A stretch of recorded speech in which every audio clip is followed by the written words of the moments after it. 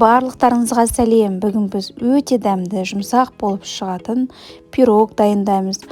Ол үшін бізге 3 жұмыртқа керек және қантымызды салып миксерлейтін боламыз.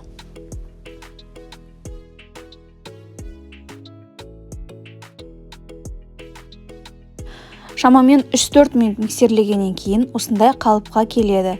Содан кейін сұйық майымызды құямыз және сүтімізді құямыз. Бір араластырып аламыз. Соңында ұнымызды саламыз. Ұнымыздың ішінде разрыхитель араласқан. Барлығын салып, жақсылап бір араластырып аламыз.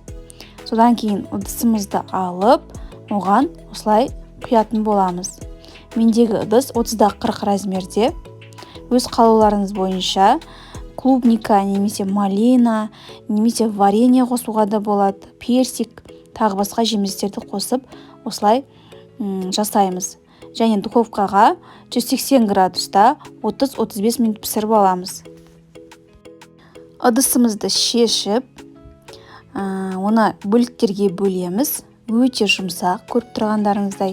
Және бетіне сахарный пудра сеуіп, өз еріктеріңіз бойынша әсемдесеңіздер болады. Міне бірнеше бөліктерге бөлінген пирогымыз дайын. Балаларға да, үлкендерге өте ұнайды, жұмсақ болып шығады. Бұның бір ерекшелігі ішіне жеміс жидектерден қосып дайындасаңыз болады, немесе кез келген варенье жемістерінен жасасаңыз да болады. Шаймен ішуге өте дәмді әрі тез дайындалатын пирогымыз дайын. Сіздермен болған Қымбат Жоламанова, менімен бірге болғандарыңызға рахмет. Менің каналыма тіркеліп, лайк басып, комментарий жазуды ұмытпаңыздар. Бір жасағаннан ақ шығатын пирогымыз дайын.